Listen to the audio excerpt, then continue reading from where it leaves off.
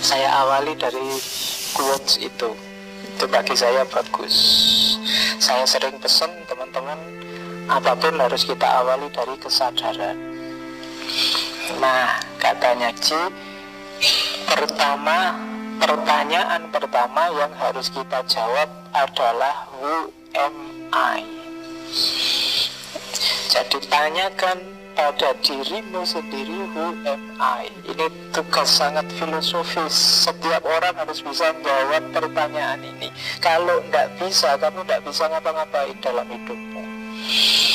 Orang itu untuk bertindak, untuk bergerak, kan harus punya titik pijak. Aku ini siapa? Kalian ngaji ke sini terus duduk di sana, itu kan kalian punya kesadaran, aku ini peserta ngaji, bukan yang ustadznya misalnya. Makanya kamu duduk di sana. Kalau kamu tidak jelas begitu ke sini, saya duduknya di mana ya? Jangan-jangan sudah disediain bangku ini untuk saya. Kenapa kamu tidak tahu posisimu di mana? Maka harus punya kesadaran. Nanti pulang ke rumah kan kamu harus tahu kamu itu anak, atau bapak, atau kakak. Nanti jangan-jangan keliru kamu masuk kamar ibumu. Bukan. Kamu itu anak, punya kamar sendiri. Kamu bisa tidak salah kamar ketika kamu punya kesadaran, who am I? Jawablah ini, maka kamu akan lebih mudah bertindak, karena kamu tahu posisimu. Biar orang tidak nyinyir padamu, emangnya siapa kamu? Hari ini kan banyak orang tidak sadar. Biasa-biasa saja, masih awam. Mungkin ada yang sudah gayanya kayak ustaz, kan ada yang begitu. Ada yang gayanya kayak intelektual, ada yang gayanya kayak politisi, itu bahas politik terus, padahal sudah waktunya kerja mungkin. Nah itu berarti apa? Tidak punya kesadaran. Kesadaran pertama, who am I? Dan Ji dengan tegas menjawab, saya telah menjawab bahwa saya adalah seorang intelektual yang tidak mengejar kuasa, tapi seorang yang ingin mencanangkan kebenaran. Kalimatnya luar biasa bagus. Kalian boleh niru, tapi juga boleh versimu. Menurutmu pasnya dirimu itu apa? Kamu berani nggak mengklaim dirimu intelektual? Berani nggak berkomitmen tidak mengejar kuasa, tapi hanya hidup demi kebenaran? Dan Ji dengan tegas bilang, ya, aku seorang intelektual, kekuasaan bukan targetku, hanya kebenaran yang aku canangkan. Nah itu sekarang kalian habis ini pulang, bayangkan ada yang tanya, who are you?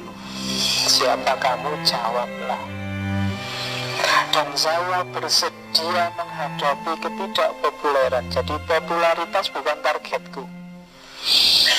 Hari ini kan banyak orang yang bisa apa-apa sedikit pingin terkenal.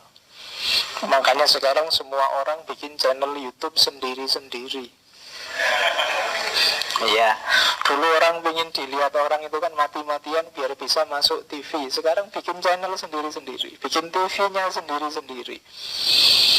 Akhirnya orang sibuk memamerkan dirinya dibandingkan meningkatkan kualitas dirinya. Maka katanya Cinda, targetku juga selain tidak ngejar kuasa, aku juga tidak mengejar popularitas. Dikenal orang atau tidak dikenal orang tidak masalah. Diakui orang atau tidak diakui orang tidak masalah. Satu-satunya yang dia target adalah kebenaran. Popularitas tidak penting karena ada sesuatu yang lebih besar, yaitu kebenaran. Oke, ini kelihatannya simpel tapi dalam dan berat. Ya, oke, dan kamu tidak usah bantah, tidak usah tanya kebenaran itu apa, Pak? Kebenaran itu kan ya macam-macam, nanti lanjutannya gitu. Ya kebenaran itu simpelnya yang kamu anggap benar. Orang itu kan hidup berdasarkan apa yang dia anggap benar. Itu yang kadang-kadang kita sebut sebagai ideal-ideal.